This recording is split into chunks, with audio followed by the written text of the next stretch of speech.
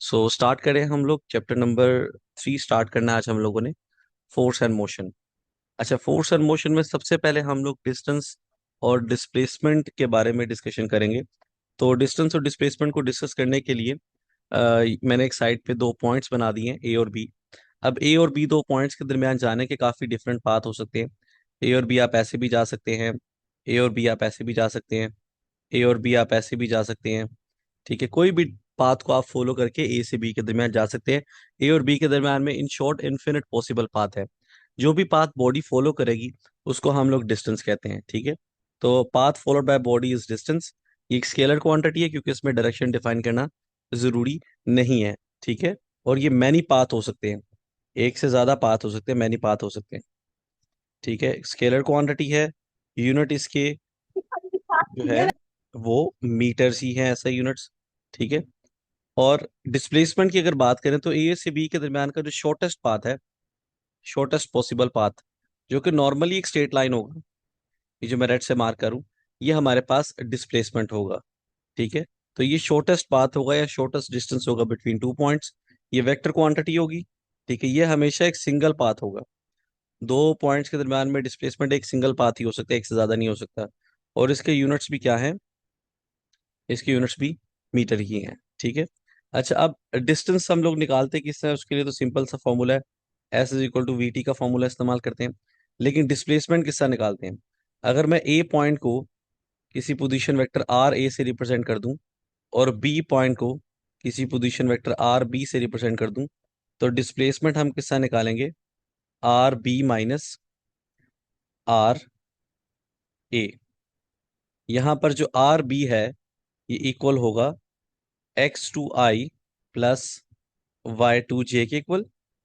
Late मैंने कर लिए को पॉइंट्स हैं एक्स टू और वाई टू, और ये आर वन होगा, आर ए होगा X one I plus Y one J के इक्वल।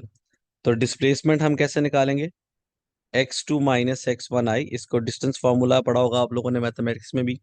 इस डिस्टेंस फार्मूला से बेसिकली हमें डिस्प्लेसमेंट मिलेगा, डिस्टेंस नहीं मिलेगा। Plus Y two minus Y one J, और अगर के भी है तो Z two minus Z one K हो जाएगा। और इसी तरह आप इसका मैग्नीट्यूड भी निकाल सकते हैं। मैग्नीट्यूड किसका निकालेंगे, एक्स कंपोनेंट का स्क्वायर प्लस वाई कंपोनेंट का स्क्वायर, और अगर जेड कंपोनेंट भी है तो उसका भी स्क्वायर करके अंडर रूट कर लेंगे। अच्छा, एक चीज आप लोगों ने याद रखनी है कि डिस्टेंस और डिस्प्लेसमेंट में जो डिस्टेंस है उसका मैग्नीट्यूड, उसका वो जो है हमेशा, इसको लिख लें, डिस्टेंस जो है हमेशा वो ग्रेटर होगा या इक्वल होगा डिस्प्लेसमेंट के मैग्नीट्यूड के।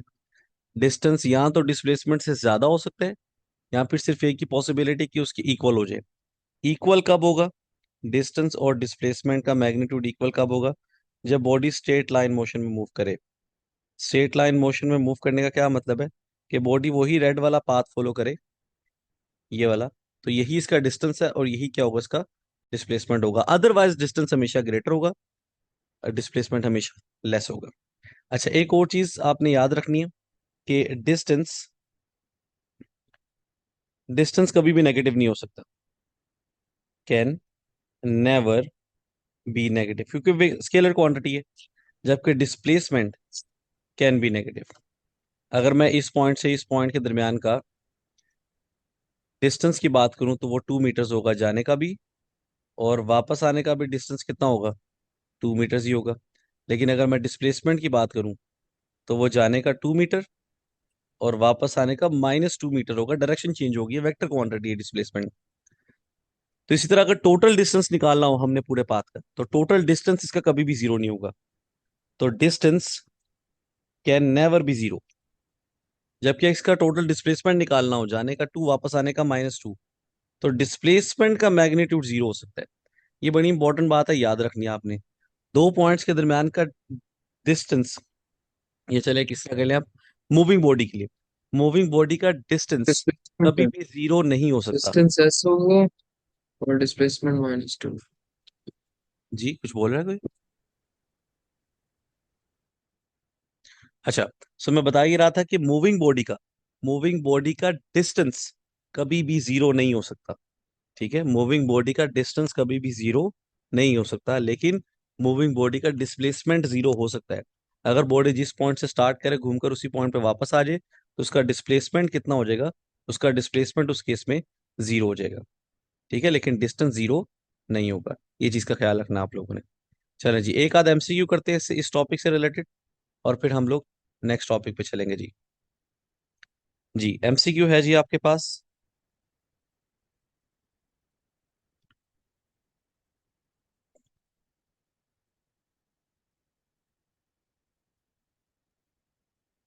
जी, एक बॉडी ए से बी मूव की है स्ट्रेट लाइन में।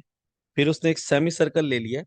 ठीक है, उस सेमी सर्कल का रेडियस है जी हमारे पास 2 मीटर्स, और ये ए से बी तक का डिस्टेंस है 3 मीटर्स। आपने इसका डिस्टेंस भी बताना है एंड डिस्प्लेसमेंट भी बताना है of path A B, A B C path का डिस्टेंस भी बताना है और डिस्प्लेसमेंट भी बताना है। ठीक है, ऑप्शन चले मैं लिख देता हूँ यहाँ पे। मैं चले डिस्टेंस के हवाले से ऑप्शन लिख देता हूँ पहले। पहले डिस्टेंस के हवाले से, डिस्प्लेसमेंट के हवाले से ऑप्शन लिख देता हूँ। डिस्प्लेसमेंट है जी हमारे पास 7 मीटर्स, 5 मीटर्स,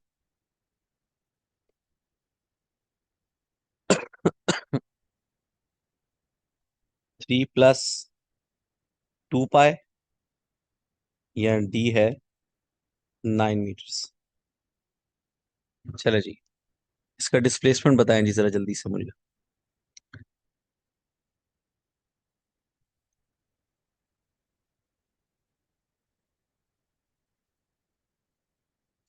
शाबाश, सॉल्व करें, सबने आंसर लाजमी करना। मैंने आपको पहले भी बताया था आंसर लाजमी किया करें, कोशिश किया करें लाजमी सारे।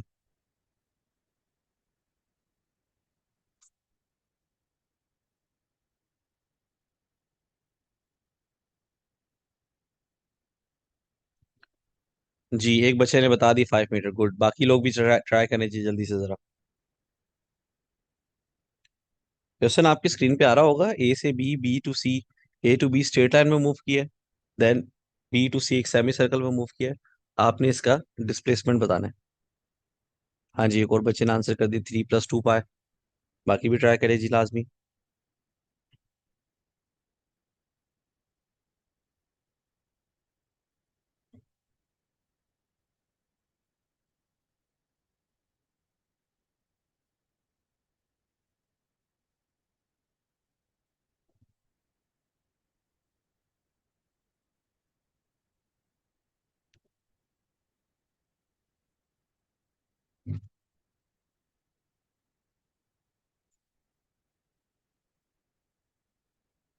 हाँ जी, जरा देखते हैं जी जरा।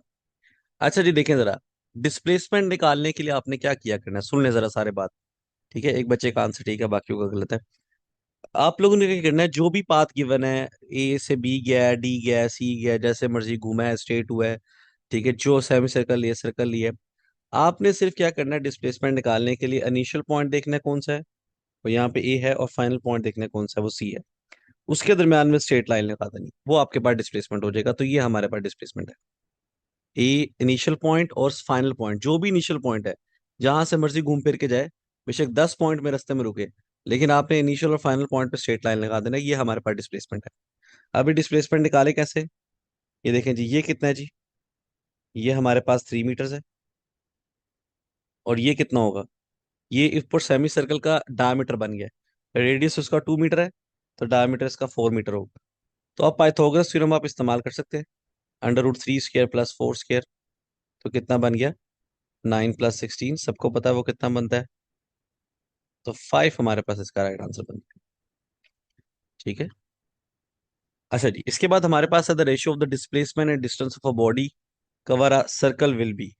ऑप्शन है जी 0, इन्फिनिटी, π/2, और डी है π/2√2, या नन ऑफ दीज कर ले चले। चले जी, ratio of distance and displacement बताने आपने बॉडी का, और a body cover a circle will B.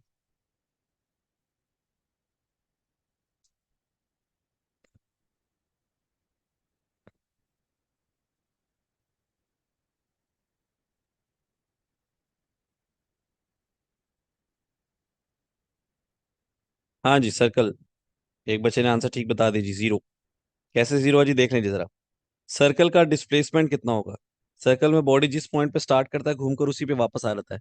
और अभी थोड़ी देर पहले मैंने बताया कि अगर जी बॉडी जिस पॉइंट से स्टार्ट करे घूमकर उसी पॉइंट पे वापस आ जाए तो डिस्टेंस हमेशा जीरो हो जाएगा।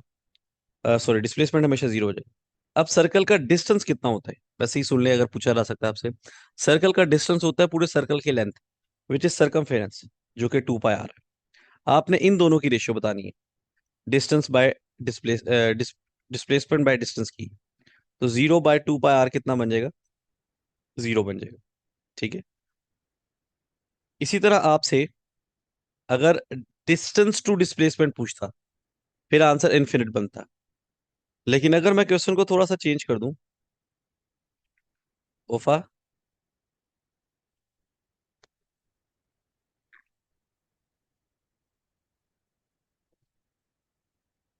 Ratio of distance and displacement of a body cover a semi circle will B.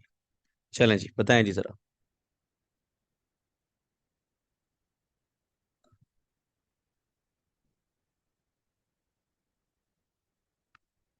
करें जी, जरा सॉल्व करें इसको। सेमी सर्कल के लिए आपने डिस्टेंस और डिस्प्लेसमेंट की रेशियो बतानी है।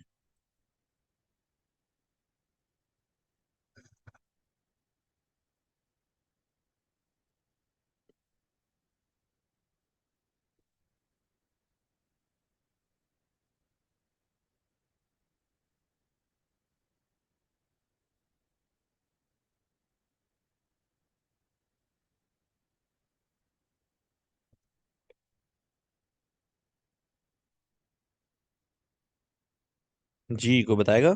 आर की इक्वल निकल पाई/2। जी, पाई/2 इसका राइट आंसर है जी।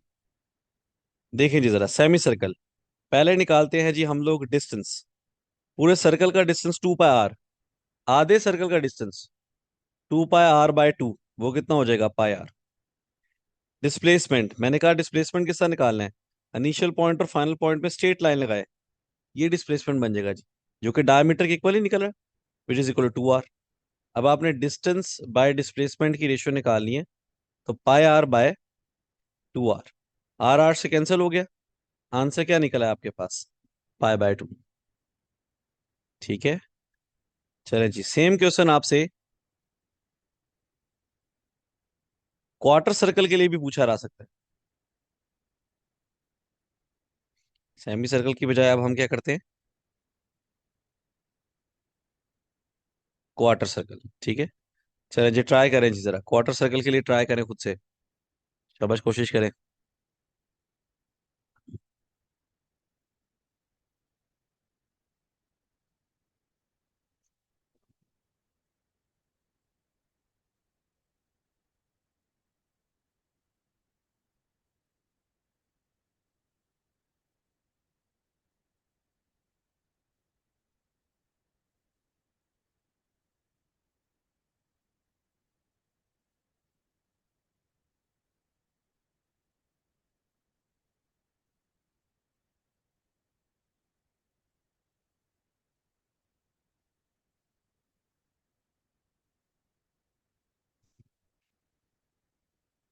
जी, सी बना रहे हैं जी कोई। अच्छा देखें जी जरा, क्वार्टर सर्कल देखें जी जरा। क्वार्टर सर्कल थोड़ा सा डिफरेंट काम है जी। देखें जी,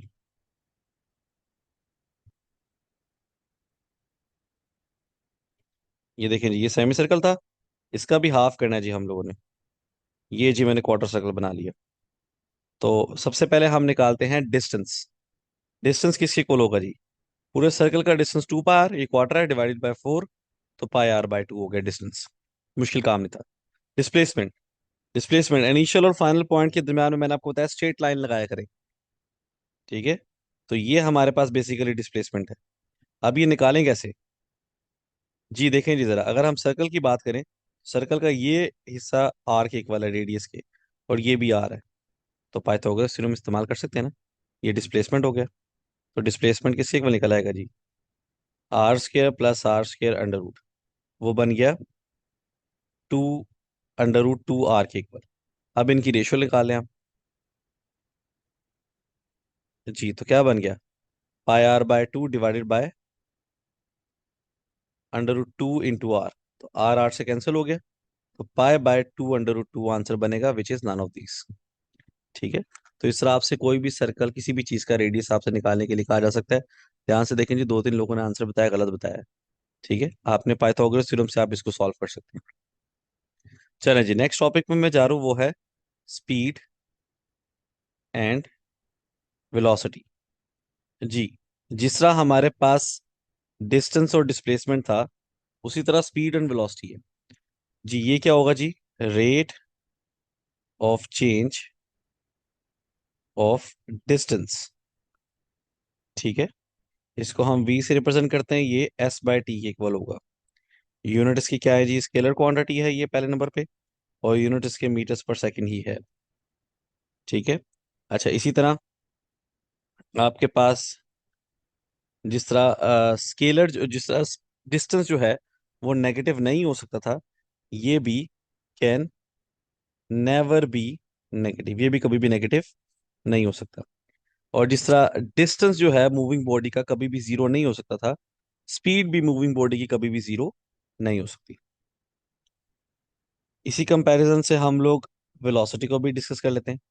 वेलोसिटी होगी जी rate of change of displacement, ना के डिस्टेंस। जी,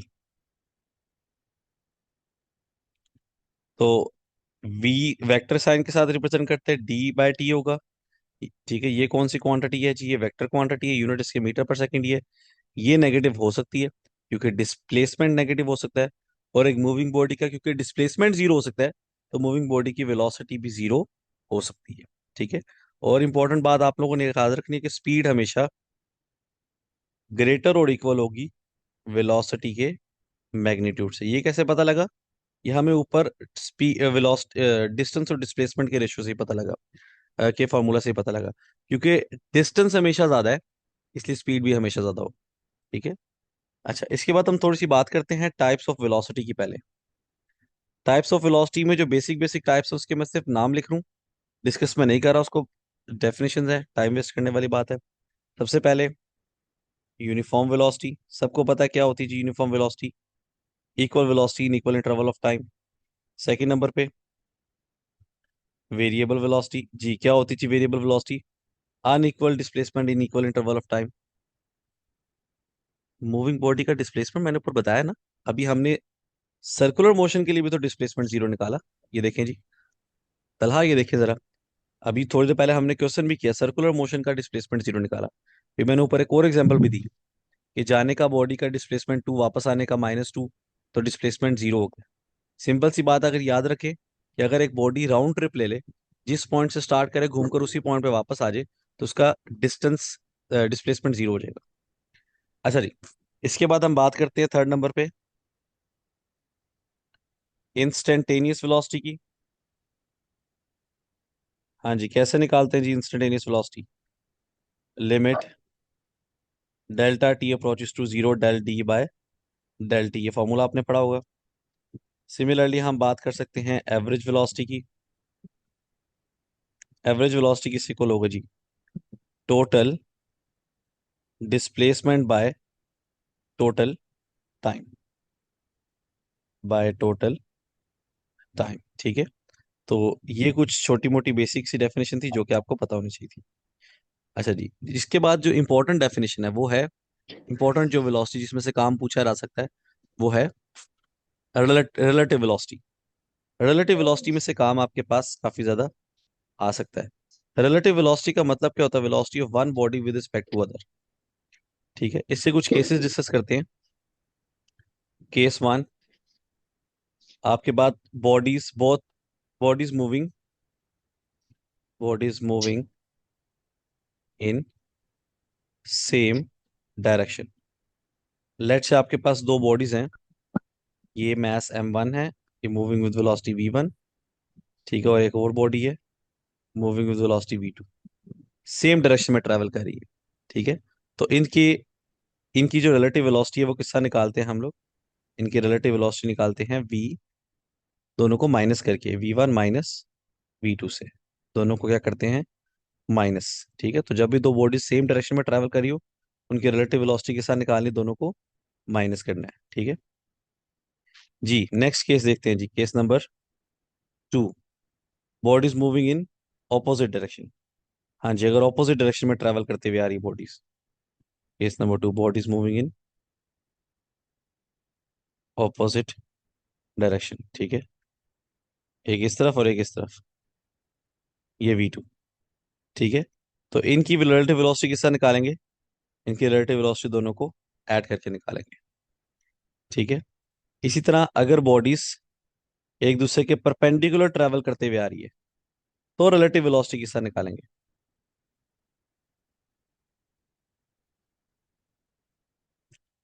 इन परपेंडिकुलर डायरेक्शन। ठीक है, परपेंडिकुलर डायरेक्शन का क्या मतलब है कि एक बॉडी इस तरफ जा रही है तो दूसरी ऐसे को आ रही होगी, V2। तो इनकी रिलेटिव वेलोसिटी किस तरह निकालते हैं? पाइथागोरस थ्योरम के through, under root V1 square plus V2 square. ठीक है, इस तरह हम लोग इनकी रिलेटिव वेलोसिटी निकालते हैं। अच्छा जी, लेकिन अगर आपसे क्वेश्चन कुछ इस तरह से पूछ ले कि आपके पास कह दे कि आप एक रिवर फ्लो कर रहा है इस डायरेक्शन में, ठीक है, विद 10 मीटर्स पर सेकेंड। ठीक है, आपने इस पॉइंट से इस पॉइंट के दरमियान जा रहे हैं। ठीक है, और आपकी वेलोसिटी है 10 मीटर्स पर सेकेंड, और आपका जो एंगल बन रहा है रिवर के साथ वो 120 डिग्रीज बन रहा है। तो आपने रिलेटिव वेलोसिटी बतानी है अपनी और रिवर की। अब यहां पर देखें ना, दोनों की डायरेक्शन सेम है, ना दोनों की डायरेक्शन ऑपोजिट है। ठीक है, और एंगल दिया हुआ है 120 का। तो अब इसमें रिलेटिव वेलोसिटी किस तरह निकालेंगे? तो रिलेटिव वेलोसिटी निकालने के लिए आप उसका जनरल फॉर्मूला याद कर लें। रिलेटिव वेलोसिटी बेसिकली दो वेलोसिटीज का सबट्रैक्शन होती है, और दो वेलोसिटी का वेक्टर सबट्रैक्शन किस तरह निकालते हैं?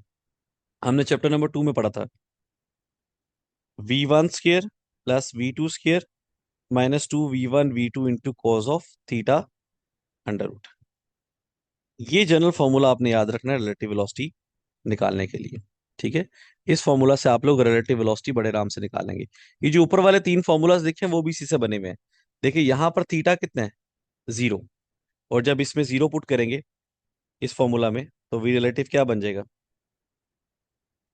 V1 square plus V2 square minus 2V1 V2 कोस 0।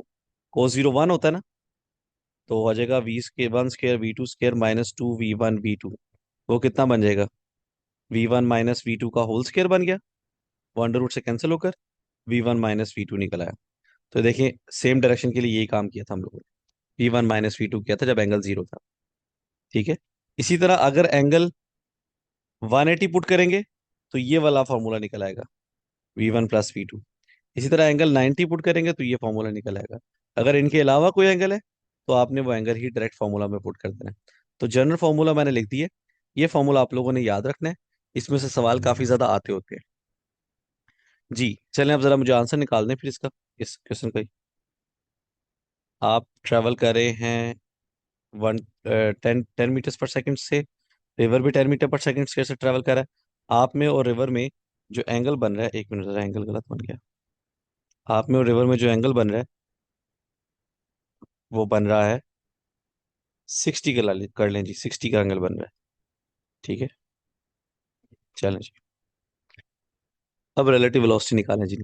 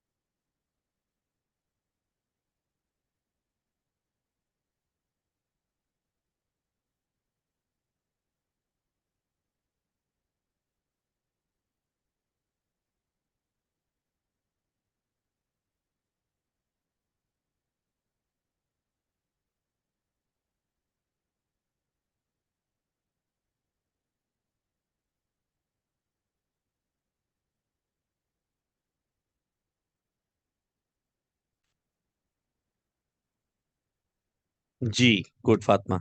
जी, फातिमा ने कर लिया, बाकी लोग भी किया करें, लाजमी किया करें क्वेश्चन। जी, तो क्या फॉर्मूला पढ़ा हुआ है हमने रिलेटिव वेलोसिटी का? v1 square plus v2 square minus 2v1 v2 into cos 60। cos 60 1/2 होता है, तो cos 60 2 से कैंसिल हो जाएगा जी। हमारे पास आ जाएगा 100 प्लस 100 माइनस 100, तो वो निकला है √100, तो वो 10 निकल आएगा जी आपके पास। तो 10 ही आपके पास रिलेटिव स्पीड निकल आएगी। चलें जी, आगे चलते हैं जी। नेक्स्ट पॉइंट हमने डिस्कस करना है एवरेज स्पीड का। चलिए, मैं एवरेज स्पीड के लिए एक एमसीक्यू से स्टार्ट करता हूँ। अच्छा, सब बच्चों ने इसका आंसर लाजमी करना है जी। If a car move from Lahore to Islamabad with speed v1 and then come back from Islamabad to Lahore with speed v2, then the average speed will be, option है जी, v1 plus v2 divided by 2। Second option है जी 2v1 v2 by v1 plus v2। Third option है जी v1 is equal to v2 is equal to v average. और last option है जी 0। चले जी।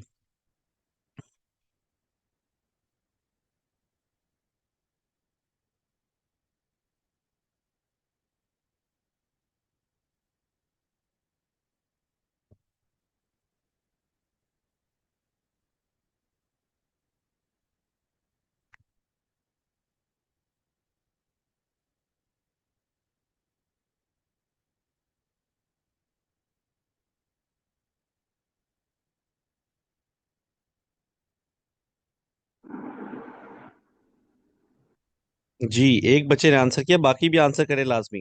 ये बड़ा इंपॉर्टेंट कॉन्सेप्ट है, इसका आंसर करें ताकि मैं आप लोगों को क्लियर कर सकूं कॉन्सेप्ट।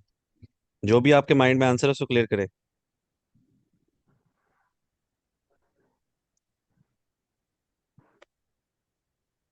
जी, एक ने ए क्या, एक ने बी क्या, बाकी लोग सी। चलो फिर डी भी कह दो कोई।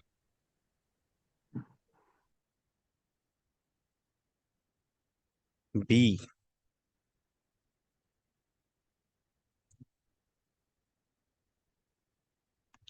ए। ए। गुड, शाबाश। सारे लोग आंसर करें, वेरी गुड। ठीक है, गुड, शाबाश, वेरी गुड। ठीक है जी, काफी काफी बच्चों के आंसर आ गए, वेरी गुड।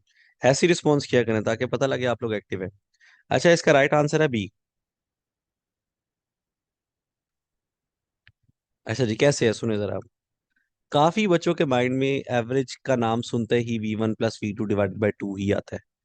ठीक है। एवरेज वेलोसिटी का, एवरेज स्पीड का फॉर्मूला क्या होता है? Total distance by total time. ये इसका जनरल फॉर्मूला है। लेकिन इसके कुछ केसेस हम लोग बना देते हैं।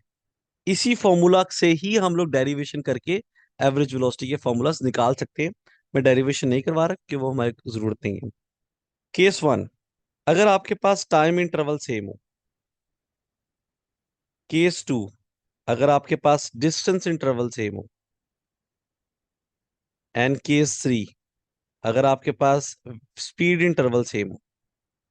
हाँ जी, अगर आपके पास टाइम इंटरवल सेम हो तो एवरेज वेलोसिटी आपने किससे निकालनी है? v1 plus v2 divided by 2 से। अगर आपके पास डिस्टेंस इंटरवल सेम हो तो आपने एवरेज वेलोसिटी किससे निकालनी है? ज्योमेट्रिक मीन से 2v1 v2 by v1 plus v2। और अगर आपके पास वेलोसिटी स्पीड इंटरवल सेम है तो वही आपके पास एवरेज वेलोसिटी होगी। अब देखें जरा, क्वेश्चन में क्या कहा गया था? Lahore to Islamabad, Islamabad to Lahore. Distance interval same नहीं हो गया, तो सेकंड वाला फॉर्मूला लगेगा। ठीक है। अगर वो कहता, क्वेश्चन कुछ इस तरह से होता, a car move with v1 for 1 hour and then with v2 for next hour, then the average speed will be. अब इसमें डिस्टेंस इंटरवल की बजाय टाइम इंटरवल सेम दे दिया है, फिर फॉर्मूला लगता है v1 + v2 / 2। ठीक है, ये दोनों फॉर्मूलाज ऊपर वाले फॉर्मूला मतलब total distance by total time वाले फॉर्मूला से ही ड्राइव हुए हुए हैं। ठीक है, उसी फॉर्मूला से ड्राइव है। ठीक है, लेकिन जब टाइम इंटरवल सेम हो तो जो total distance by total time वाला फॉर्मूला है वो सिंप्लीफाई होकर v1 + v2 / 2 बन जाता है। जब डिस्टेंस इंटरवल सेम हो तो 2v1 v2 / v1 + v2 बन जाता है। ठीक है, तो ये चीज याद रखनी है। अगर दोनों सेम हो जाए, टाइम और डिस्टेंस दोनों इंटरवल सेम कर दे, या दोनों ही सेम ना हो, फिर आपने अपने ऊपर वाले फॉर्मूला पे चले जाना है, total distance by total time. ठीक है, जब दोनों सेम हो जाए या कोई भी सेम ना हो, कुछ ना समझ आ रही हो, फिर आप ऊपर चले जाए total distance by total time वाले फॉर्मूला पे। क्लियर होगी बात? अच्छा, ये तो दो टाइम इंटरवल है ना।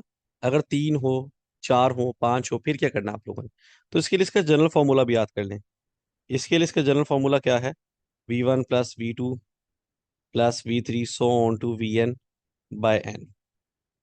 थ्री है तो v1 + v2 + v3 4 है तो v1 + v2 + v3 + v4 / 4। Similarly distance interval अगर सेम है तो एवरेज वेलोसिटी का क्या फॉर्मूला करना है आपने? n/1/(1/v1 + 1/v2 to 1/vn। ठीक है, फॉर एग्जाम्पल अगर हमने टू वाला कहा है ना, टू वाला फॉर्मूला इसका कैसे बना है? n की वैल्यू टू पुट कर देंगे, 2/(1/v1 + 1/v2 हो जाएगा। ठीक है, नीचे एलसीएम ले लेंगे, v1 v2 एलसीएम निकल आएगा, v1 + v2 निकल आएगा, वो ऊपर जाकर मल्टीप्लाई हो जाएगा, 2v1 v2 / v1 + v2। ठीक है, देखिए वही फॉर्मूला बन गया। अगर तीन इंटरवल सेम है तो आपके पास 3/(1/v1 + 1/v2 + 1/v3 आ जाएगा।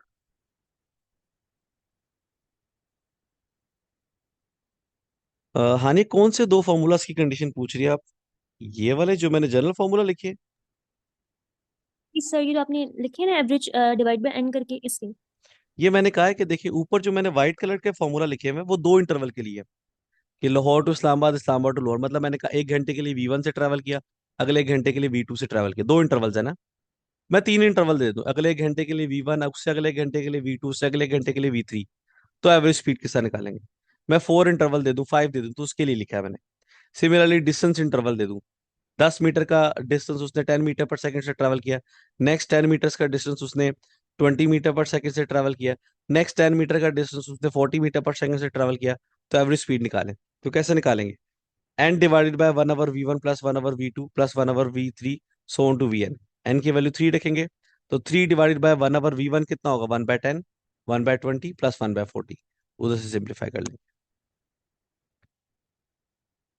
जी, यहाँ तक कोई मसला किसी को है तो बताए।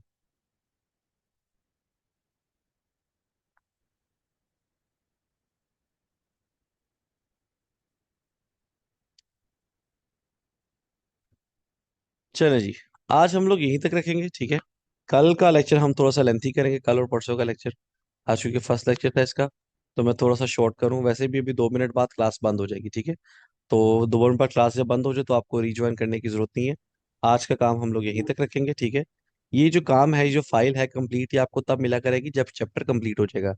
हम 3 लेक्चर में इसको कंप्लीट करेंगे, कुछ काम कल करेंगे, कुछ काम परसों करेंगे, परसों तक इसको वाइंड अप कर लेंगे। ठीक है, अगर कुछ बचा तो एक लेक्चर और लगा देंगे, अदरवाइज जरूरत नहीं है। ठीक है, तो यहाँ तक आप लोगों ने अच्छी तरह इसको देख लेना है।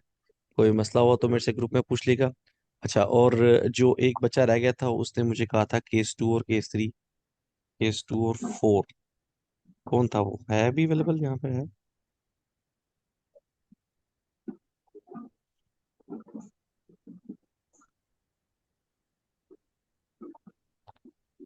जी, केस 2 और केस 4 की डायग्राम ही डिफरेंट डिफरेंट है, वो देखें जरा आप, आपको आइडिया हो जाएगा। केस 2 में जो फोर्स है एक अपवर्ड लग रही है, एक डाउनवर्ड लग रही है, और केस 4 में वो डिफरेंट एंगल पे लग रही है। तो आपने परपेंडिकुलर डिस्टेंस निकालना है, तो केस 4 में जो दोनों फोर्सेस के दरम्यान का परपेंडिकुलर डिस्टेंस बना है वो उसकी लेंथ ही बन गई है।